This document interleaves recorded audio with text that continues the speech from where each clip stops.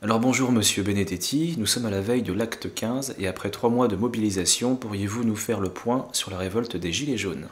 Oui, 3 mois, ce n'est pas rien. Cela démontre que la révolte des Gilets jaunes n'est pas qu'un mouvement social, c'est plus qu'un mouvement social. C'est la révolte du peuple qui n'en peut plus. Si cette révolte au début était assez désespérée, nous avons l'occasion de le dire, d'en parler. Rapidement, l'état d'esprit avait évolué vers une forme de joie, joie de se retrouver ensemble sur les ronds-points, joie de se retrouver dans les manifestations, joie aussi de faire partie d'un tout et le gilet jaune a une valeur plus que symbolique. C'est comme un uniforme qui vous fait comprendre que vous n'êtes pas seul, mais que avec ceux qui sont à côté de vous, revêtus de jaune, vous formez justement le peuple, un peuple. Et souvent, les Français ont eu tendance à l'oublier tant ce pays s'est transformé en conglomérat d'individus, conglomérat de communautés, et il n'avait plus la perception d'une forme d'unité nationale. Nous ne sommes plus dans cet état d'esprit avec la répression, la prison, les corps déchiquetés par ce que j'appelle l'LBD, les lanceurs de balles destructives. Eh bien, nous sommes dans un moment de gravité et le combat est dans une dimension de guerre de position aujourd'hui. Chacun des deux camps, nous les Gilets jaunes et le pouvoir, campant sur ces positions. Et ça, on peut le considérer comme un acquis parce que lors de notre dernier entretien, lors de notre dernière conversation, je vous avais dit qu'il était important d'être et de durer, de maintenir la corde tendue.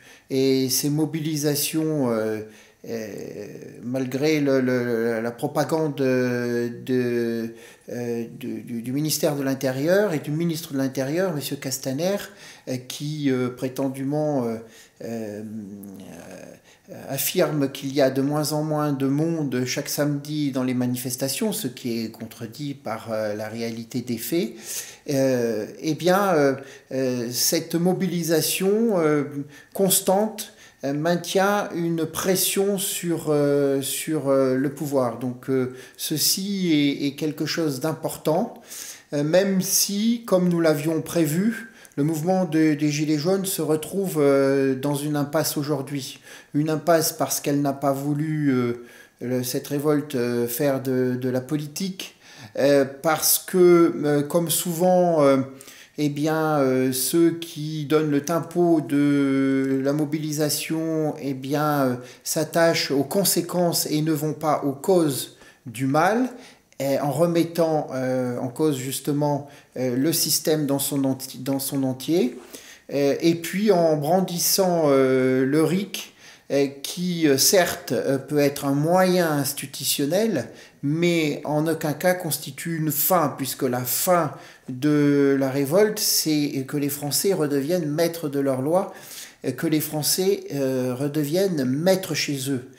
C'est ça la finalité de cette révolte, qui a commencé sur le pouvoir d'achat, mais qui exprimait au-delà des revendications matérielles, financières, un grand ras-le-bol du système menteur, un grand ras-le-bol du système oppresseur, un grand ras-le-bol de ce système qui était plus préoccupé de coteries minoritaires que des intérêts du peuple et des intérêts de la communauté nationale.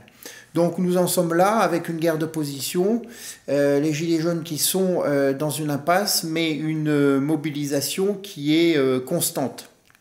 Le problème aussi où nous sommes confrontés après ces 3 mois de mobilisation, eh bien, c'est d'une infiltration de la gauche et de l'extrême gauche dans les cortèges des Gilets jaunes, alors que les médias et le système prétendent que les Gilets jaunes seraient infiltrés par ce qu'ils appellent l'ultra-droite et qu'ils nous désignent nommément.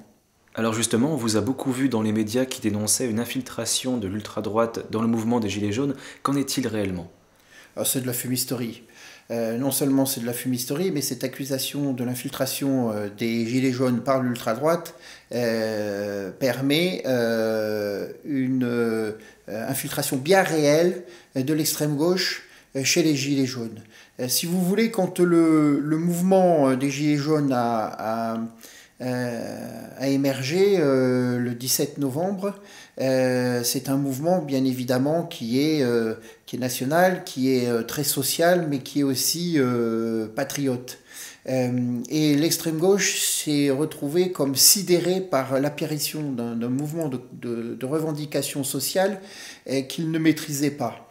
Après cet effet de sidération passé, ils ont longtemps couru après les Gilets jaunes, cette révolte des Gilets jaunes, jusqu'à essayer à l'acte 5, souvenez-vous, de lancer une mobilisation, puisque tout à la fois la CGT a appelé à rallier les cortèges, et souvenez-vous, Mélenchon avait déclaré sa flamme à Éric Drouet, le porte-voix le plus charismatique des Gilets jaunes. Mais ils ont longtemps couru à côté de cette révolte, de ces manifestations, sans jamais les rattraper. Avec le mouvement qui s'est inscrit dans la durée, et suite à une répression terrible du pouvoir policier de la gueuse, du système en place, eh bien, il y a moins de provinciaux dans les manifestations à Paris. Et ce qui donne cet effet, comme un effet de loupe, d'une infiltration prétendument d'ultra-droite, c'est-à-dire nationaliste, ou d'extrême gauche réelle dans les mouvements, ce sont les manifestations parisiennes. Et il est difficile, vous savez que les Gilets jaunes est un mouvement provincial, un mouvement périurbain, ce n'est pas un mouvement parisien, même si intelligemment Drouet appelait à manifester à Paris, parce que nous sommes dans un État-nation, la France est un État-nation très centralisé, et le pouvoir étant à Paris, tout ce qui se passe à Paris revêt une importance bien supérieure aux mobilisations en province. Et donc, les déplacements étant coûteux pour les militants de province, la répression se durcissant dans les cortèges, eh bien, de nombreux provinciaux n'ont plus fait les déplacements à Paris. Et donc aujourd'hui, les mobilisations des différents actes dans les rues parisiennes se fait autour des Parisiens et de la région parisienne et de l'Île-de-France. Donc il y a moins de monde en effet dans les cortèges, ce qui facilite une infiltration au sein de ces manifestations. Donc l'extrême gauche, n'ayant pas réussi à phagocyter le mouvement, a décidé de l'infiltrer, a encouragé les militants syndicaux et les militants politiques à entrer dans les manifestations pour après attirer sur le terrain de l'extrême gauche, sur les mots d'ordre de l'extrême gauche, sur les modes d'action de l'extrême gauche, les gilets jaunes. Et vous avez bien vu, ça a été l'appel à la grève générale le 5 février, qui a été un fiasco, bien évidemment. Grève générale qui est typique d'une mobilisation de l'extrême gauche. subversive, qui a été un échec, qui a connu un échec retentissant, parce que bien évidemment, on ne peut pas demander à des gilets jaunes qui se mobilisent pour leur pouvoir d'achat de multiplier les journées de grève qui sont autant de pertes financières sur leur salaire.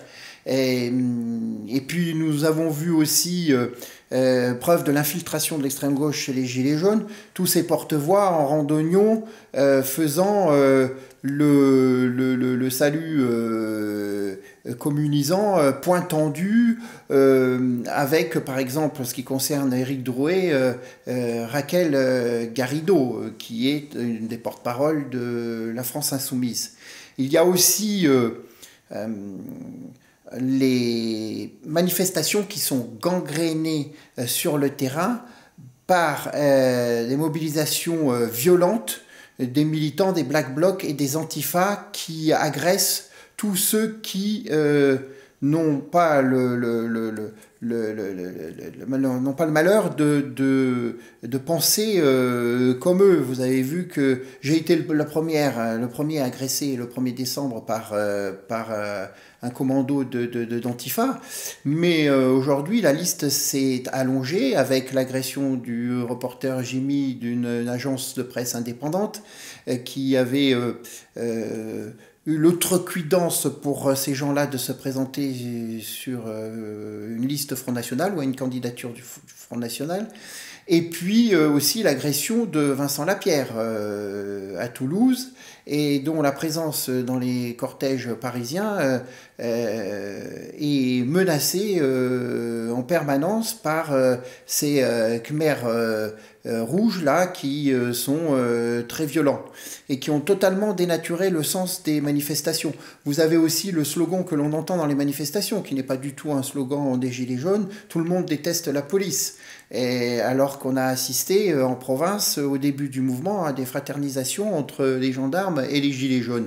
Donc les médias vendent aujourd'hui une prétendue infiltration de l'ultra-droite dans les Gilets jaunes, en ne comprenant pas une chose, c'est que nous sommes, nous, des Gilets jaunes. Nous sommes des Gilets jaunes non seulement de la première heure, puisque en ce qui me concerne, si j'ai raté les 2 premiers actes, puisque j'étais à l'étranger, j'ai participé à près de 70% des mobilisations à Paris et en province.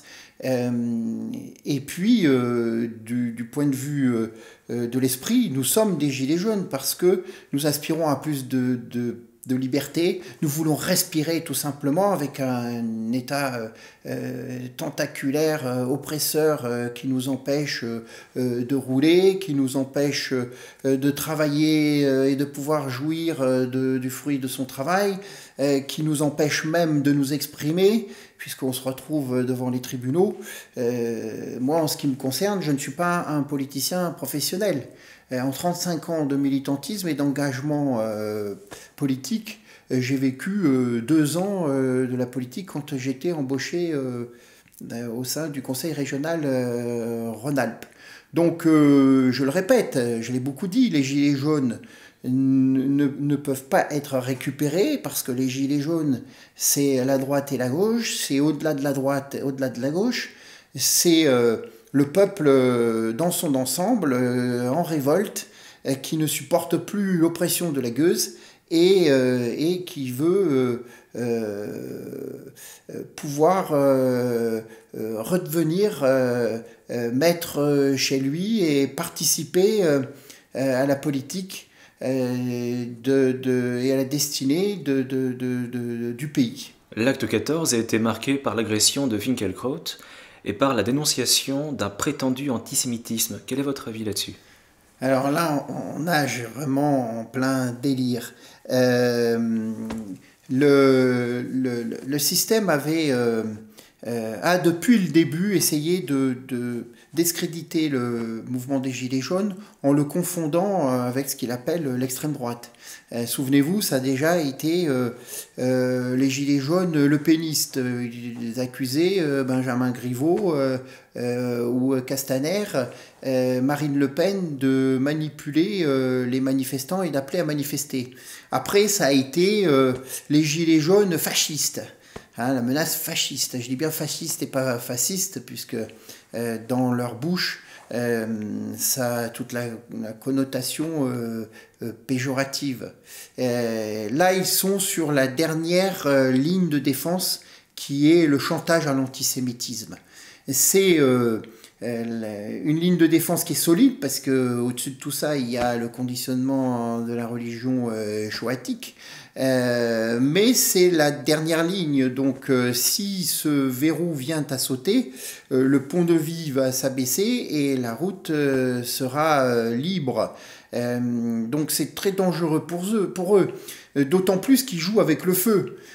En confondant tout le peuple juif avec ces représentants autoproclamés de la communauté que sont ces associations du judaïsme politique, du CRIF, de la LICRA, du l'UEJF qui est intervenu dans une faculté pour faire renvoyer le professeur Eliatem, eh bien, il y a une confusion entre le système dans son entier, la Gueuse, et l'ensemble des Juifs de France, ce qui peut être dangereux pour eux.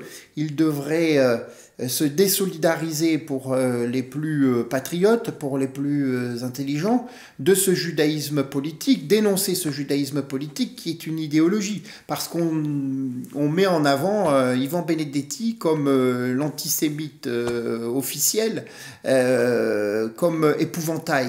J'aurais dit que je suis antisémite, anti-juif et antisioniste. Alors je rappelle que c'était des propos humoristiques tenus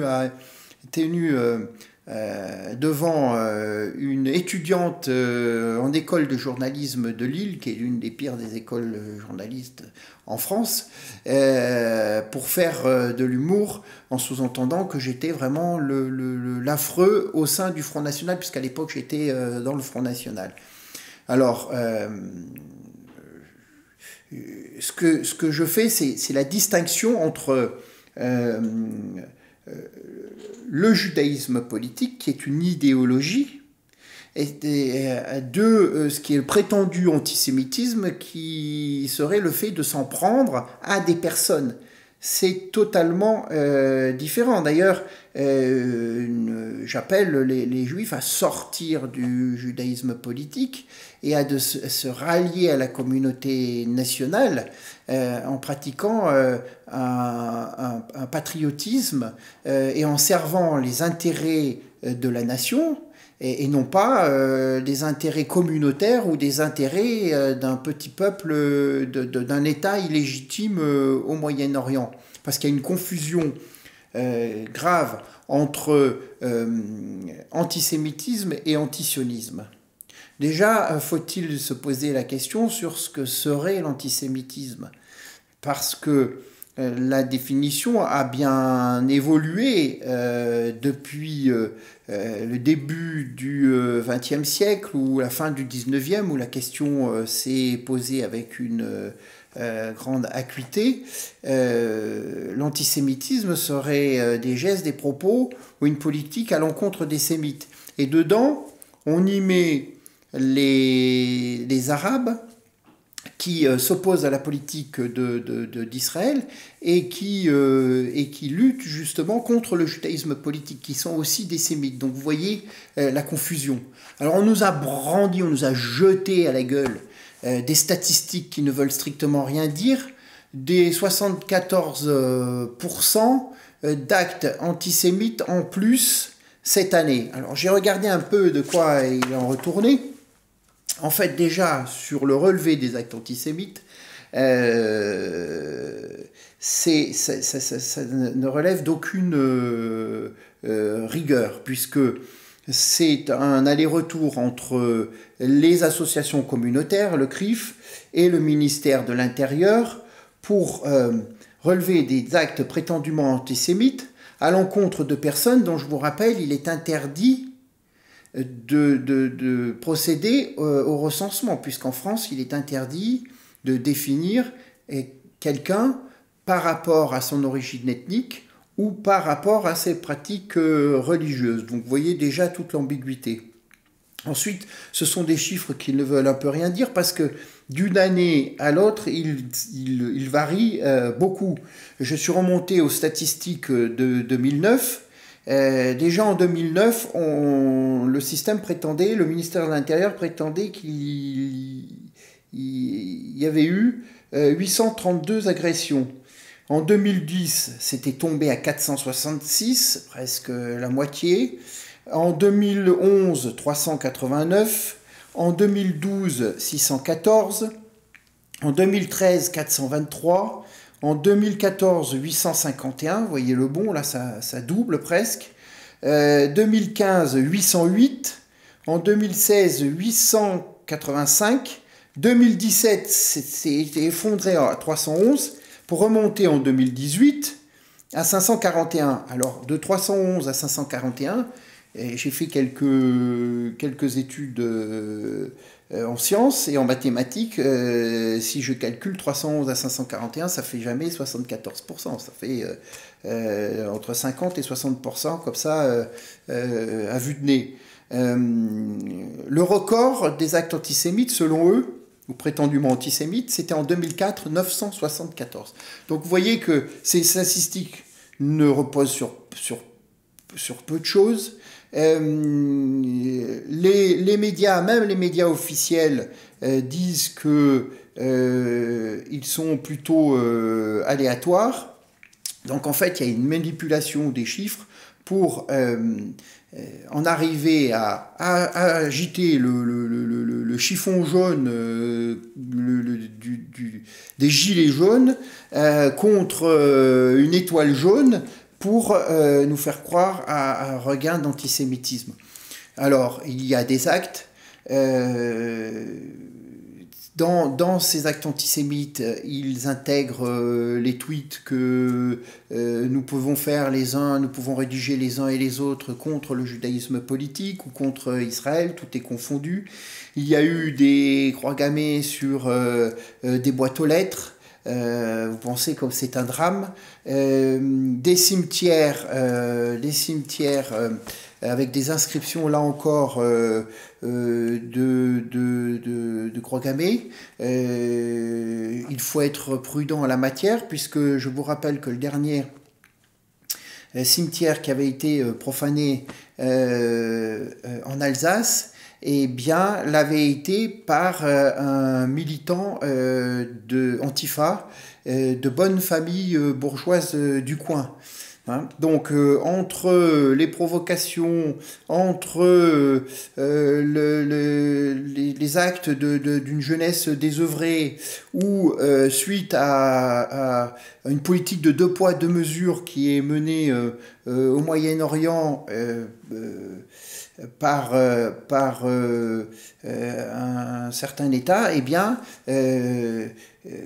tous ces actes sont peu de choses, surtout qu'en y faisant de la grande publicité, il y a une forme de mimétisme. Ça ne vous a pas échappé qu'en ce moment, il y a beaucoup d'incendies criminels, parce qu'en faisant de la publicité sur des événements comme ça, eh bien, ça a une influence sur les petits esprits.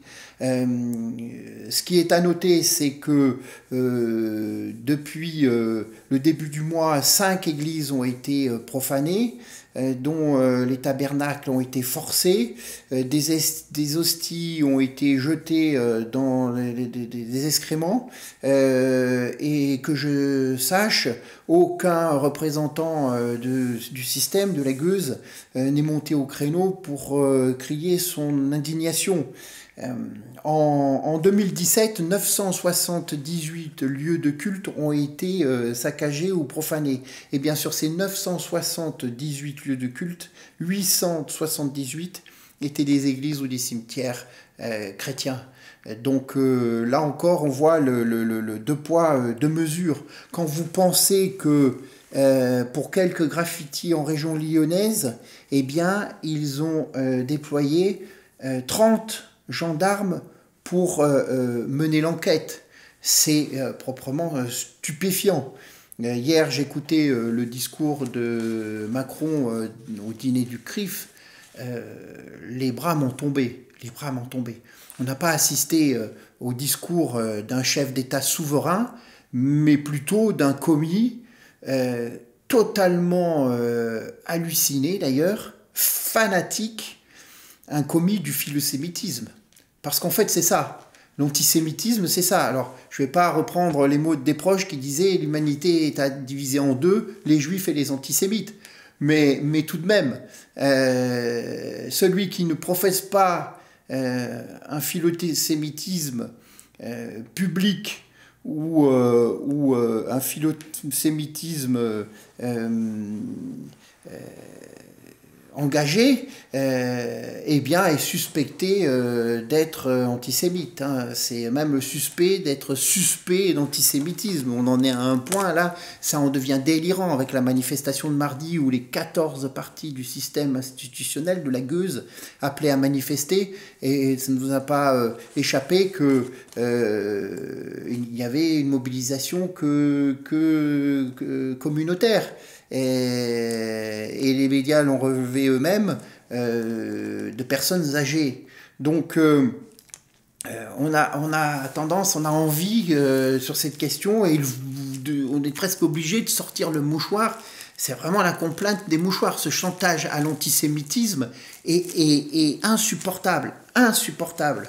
On voit bien que c'est fait pour discréditer le mouvement des Gilets jaunes. D'ailleurs, ceux qui édictent des fatwas talmudistes comme les Aziza ou les Bernard-Henri Lévy ont appelé à interdire les manifestations des Gilets jaunes. Et puis nous avons eu aussi le fils prodigue de la Gueuse, le retour du fils prodigue de la Gueuse, en la personne de Manuel Valls. On l'avait presque oublié celui-là, même si j'ai dit que j'irais le chercher en enfer. Enfin, j'ai pas loin à aller chercher, là, ça sera plus simple. À Barcelone, puisqu'il est candidat à la mairie de Barcelone depuis qu'il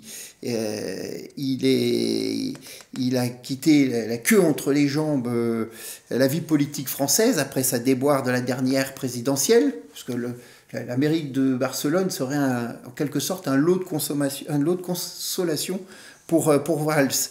Eh bien, Valls a participé à la manifestation contre le prétendu antisémitisme à Lyon, avant de se rendre au stade pour assister au match européen entre Lyon et Barcelone.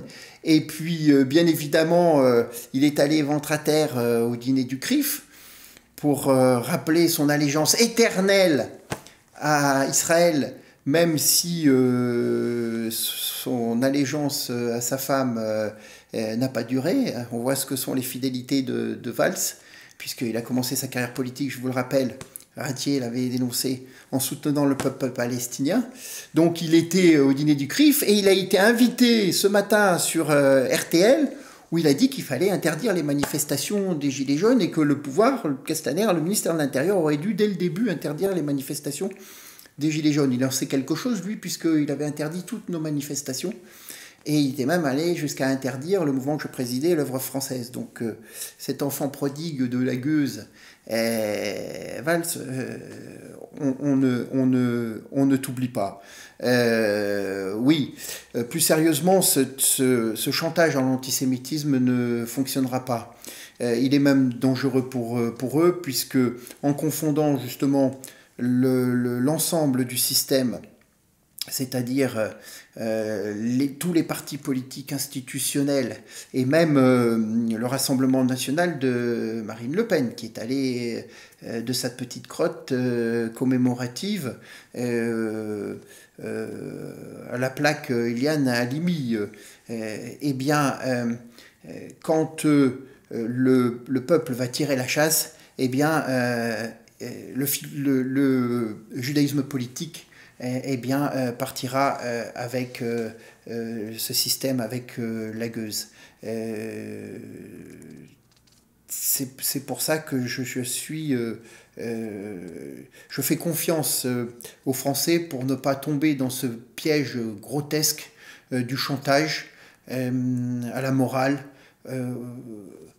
parce que c'est ça l'antisémitisme.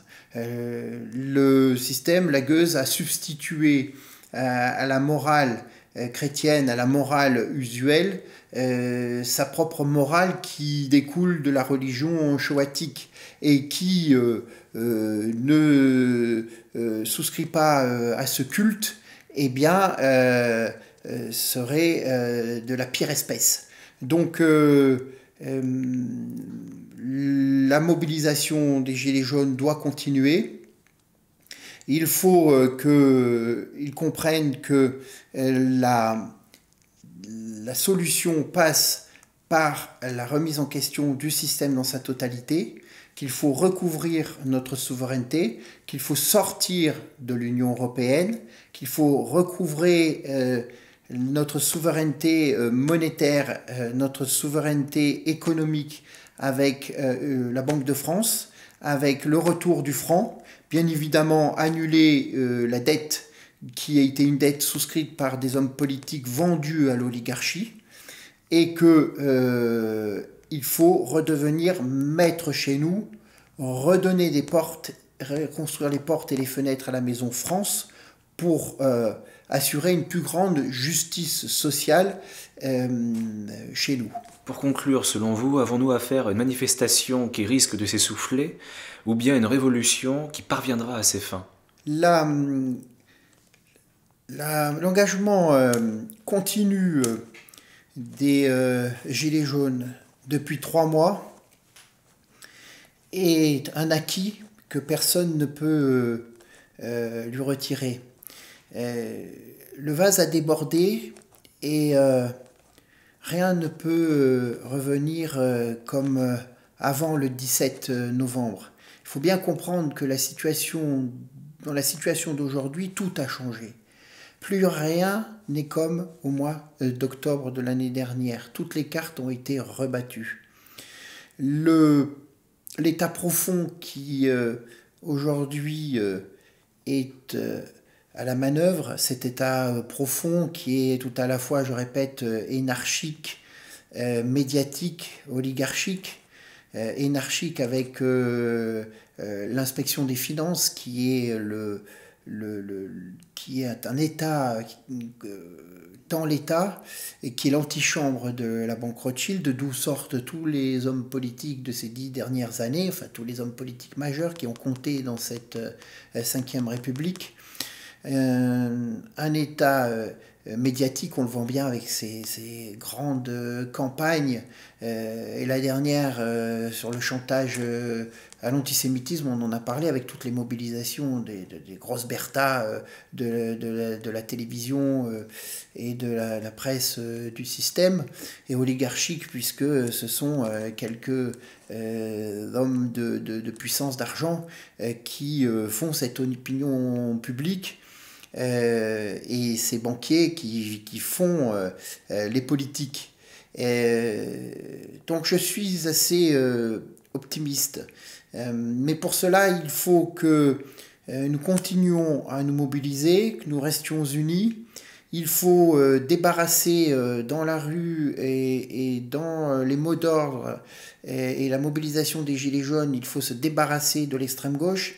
Il faut se débarrasser de ces chiens de garde du système. Il faut vraiment faire sauter ce verrou aussi, qui est celui de ceux qui se disent antifascistes, qui sont manipulés par les forces de l'ordre, par les forces de répression plutôt, avec à sa tête Castaner pour casser le mouvement.